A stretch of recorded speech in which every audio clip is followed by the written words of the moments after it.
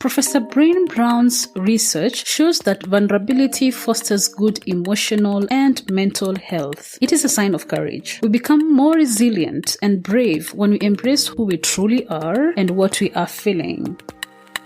The Vulnerable Scientist podcast is a space for scientists to tell their honest and authentic stories. I am your host, Sarah Kirui, who happens to be a scientist, informal science communicator, and I help scientists create personal websites. If you want to support this show, go to www.patreon.com/thevulnerable-scientist. You can also follow this podcast on all social media platforms at TV Scientist Pod.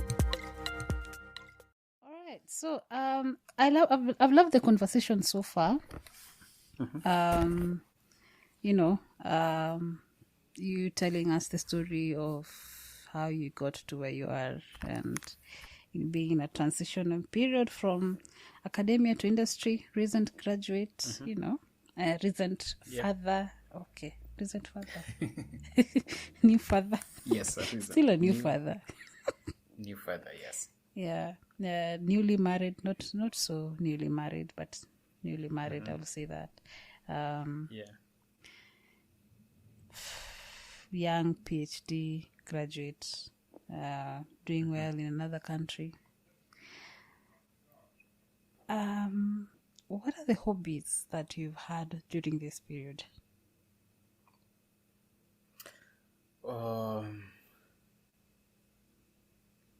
My hobbies have been reduced when I was in graduate school, but one hobby is playing soccer.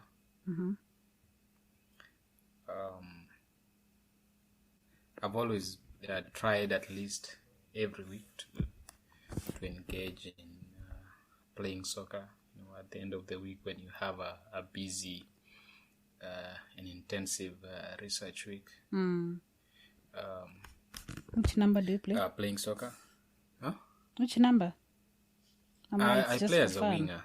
Okay. But mostly it's just for fun. It's not anything professional. But I usually play as a winger. Like 7 or 11. And hiking. Look at me. Yes.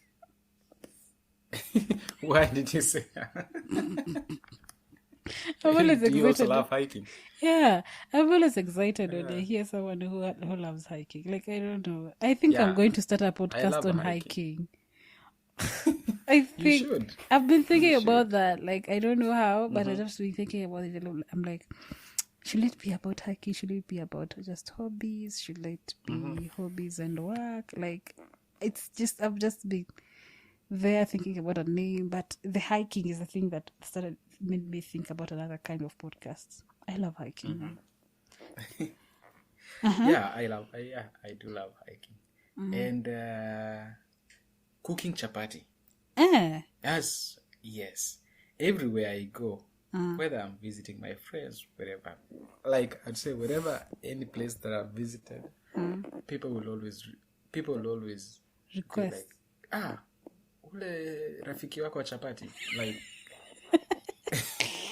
that is how people will always remember me whenever I could, because I love cooking chapatis. Speaking of Kiswahili, where do you practice your Swahili or your Kalenjin?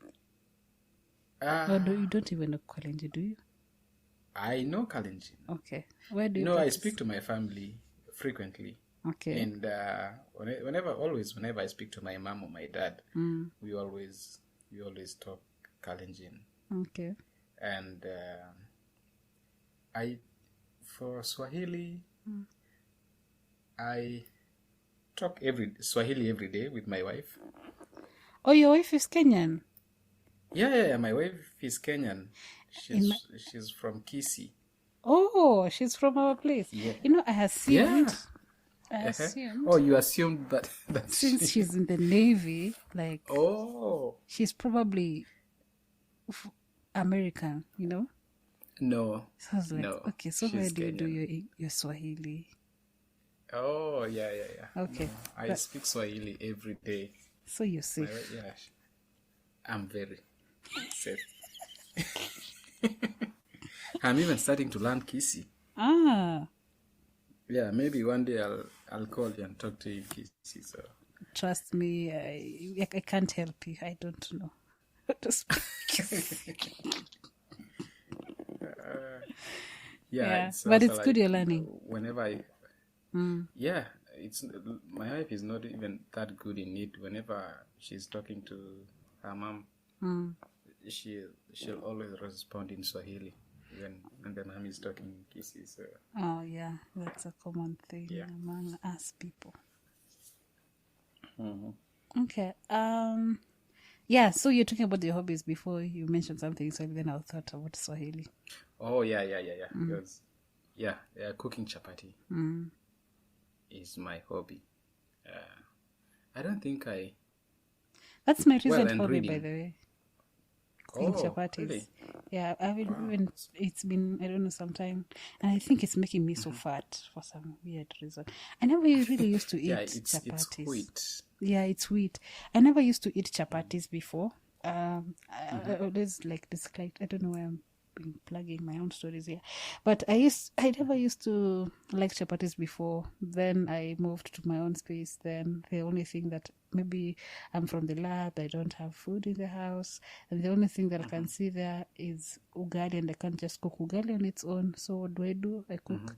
I take some strongi, and I cook chapati. Yeah, so I started learning how to cook chapati. It's actually a lifesaver. Yeah, like you just need the unga, it's very small things. And you know, I used to cook chapati on Sundays, and it will take me the whole week. Because you just take that for breakfast, and you just need some soup or beans or stew. And you're good to go. Oh, okay. Just that's a tip. But again, chapati can make you fat. Oh my god, I've grown so fat. Yeah, it can. A lot of carbohydrates. Yeah. What else? Yeah, so reading, but I had paused that for a while, especially when I was in school. You know, you can't read papers, reading books, but I recently started reading because now I'm done with reading papers a lot, but I'm still reviewing though. Oh, you do reviews? Yeah. Okay. Yeah. I do reviews. I got invited to do some reviews, and they've been sending me some reviews once in a while. Okay. Which book are you currently reading? Oh, I'm currently reading Ego is the Enemy by Ryan Holiday. All right. Yeah. Which books would you like to recommend, or book? Because it's not like inspirational books. I don't know. I'm asking. Which kind that is because right now I think I need inspiration at this point of your life. But yes, I like at this point I just read books about inspiration or about life, you know, because I'm in that phase where, you know, I need to read about people's stories. I need to read about success and failures of different people, you know. I want to, you know, to see what especially, you know, going into my 30s now, later this year, I want to, you know, see what people have done to succeed, or how I can learn from their failures. So that's the kind of stories I want right now. Okay. Yeah. So you don't have a book that you can recommend apart from the one that you're currently reading? Oh, I think Ryan Holiday book. I can recommend all Ryan Holiday books. Okay. Ryan Holiday. All right. Yeah.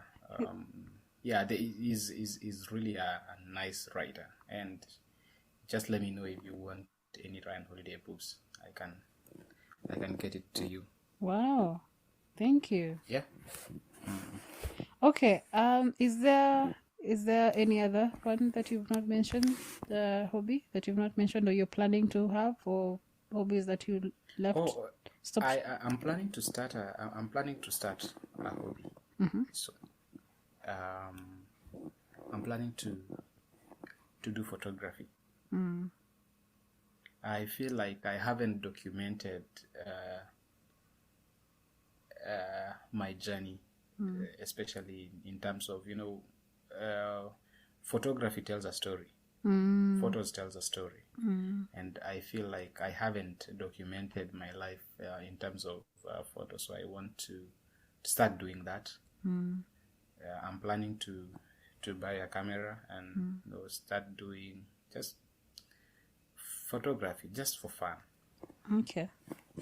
Yeah, that is my next plan. And now that I'm moving to a state where it's more mountainous, it's more of a desert, so I feel like more hiking, more pictures.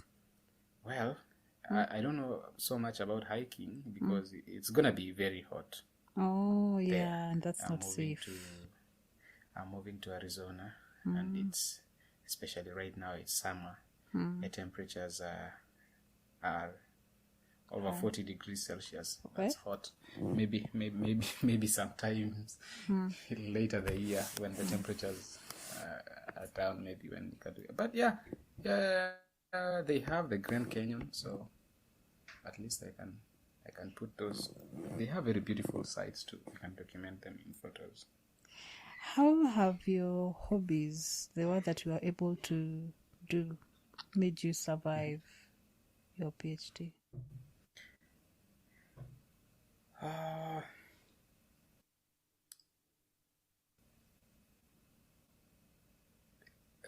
Interacting with people. When usually, like for soccer, you play soccer on Fridays, and on weekends you interact with people and you play, and it's also good, when you go and run and you do exercise, you feel refreshed, rather than staying indoors. And whenever, I like for chapati, sometimes I'm with my friends, I invite them over, we cook chapati, we dine together, just having people around and talking and talking and talking, it's it helps a lot. So you're an extrovert? You crack. I would say, I don't know how to describe myself for sure. I can be an extrovert and I can be an introvert. What is it they usually say, like, there's a term, like, so I'm good, especially when I'm in a company of people that I know. Then you're an introvert. I can talk. I'm an introvert. Yes. Okay, we can go by that. I don't know why I'm labeling you though, but I feel like people who like they are comfortable being on their own, but they're not necessarily like it's not like that they hate people. It's just that they are more comfortable with people who they are familiar with or who they are comfortable with, who they know, and they can easily be so loud, or I don't know, they can just be someone else. That doesn't mean they are necessarily an extrovert. It's just that they have. Maybe I'm an introverted I don't know about extrovert. I don't know about that combination myself. I'm always against that. I'm like, it's either you're introvert or extrovert. Extrovert, you can. But I'm But you can choose to be alive. I can choose to be yes. Yeah. That's me. Yeah, I'm an introvert, and that's how I am. I when I go to a different space, a new space, I have to learn the space, and I love to learn the people before I I be what I can be. And when I'm with people, I can choose to be on my own when I need to rejuvenate and get the energy to now interact again with people. It's not like shy. It's just that I'm an introvert. I get energy from being on my own at some point. Then, now interacting with people with all the energies that I want. But I prefer more talking when I know the people I'm interacting with. Yeah. Yeah, I think I'm the same, because I know people who they click whenever. It doesn't matter if they know the person or not, in a new environment or people I'm not that kind of a person. Yeah, those are extroverts. They thrive with people. They thrive when there is people. Yes. Like they are not people who will survive in a place where there are no people. Yes. An introvert is not necessarily that they will survive, but they will need those people. But they will survive better compared to someone who's an extrovert, because an extrovert needs people to be energized. Right. Like if I'm in my own space, I can survive. If I'm in an environment where I'm not familiar with a lot of people, I will not talk unless I'm in an environment where I'm comfortable with most people. Then I can talk. Yeah, that's introverts. Typical introverts. I'll take that. Actually, take that. the world is surrounded by more introverts than extroverts. But people, it's the way introverts have been shown in a light where they are not interactive people. They are not friendly. No, I don't think so. So people don't want to be associated as introverts most of the time. They want to be associated as extroverts so that they can look like people's people. Everyone is a people's person. It's just that, the interaction level is a bit different when it comes to how familiar people are and, between the two grades of people. Yeah. Okay. Is there a hobby that you've left that you want to talk about? No. Okay. Is there a question that I didn't ask you that you'd like to answer, or is there something that you would like to talk about that I didn't? You know this question. If you've been listening to my podcast, you know this question. Is there anything that you would like to talk about that you haven't talked about and you want to share it in the public domain? Or is there a topic that you would like to touch on but has not been spoken of? I think I've touched most. I think I've talked a lot and touched mostly on the things that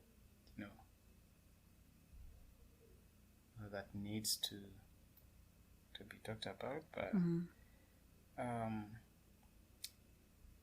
well, I'll just say in whatever things that people go through, like especially because it's a podcast about scientists, it's always put your best. Like, you never know who's watching or who's listening. And apart from just being in the lab as scientists, connect to people as much as possible, because you can be doing fantastic work in the lab, but you are not exposing yourself, because science is not about you. It's about how you expose it to others for them to learn what you're doing. And maximize the platforms you have, whether it's LinkedIn, whether it's Twitter, whether it's conference, whatever platform you have, be the best, be the expert in that field, and try to educate people, try to make it known to people that you are doing this and this, like what you are doing with your with your podcast. Maybe I'll ask you after this how you are managing it, but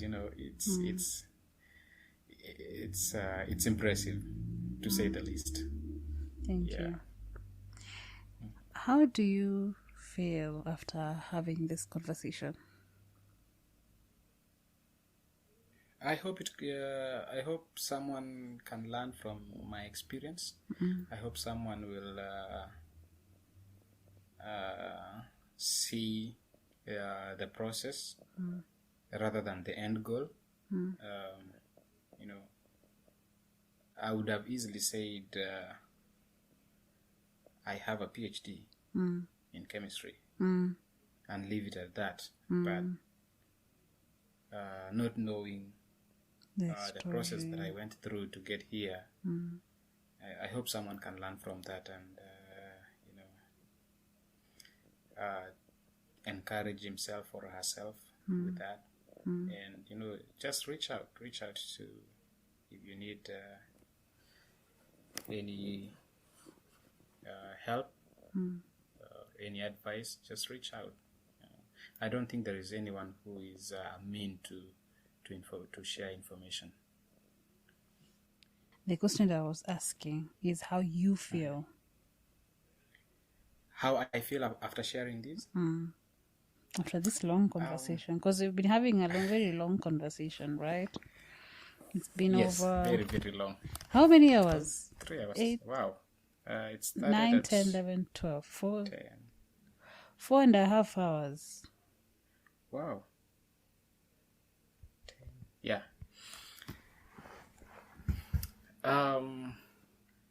I feel, I feel good. I feel like I haven't been able to get a platform where I can explicably talk about my experiences.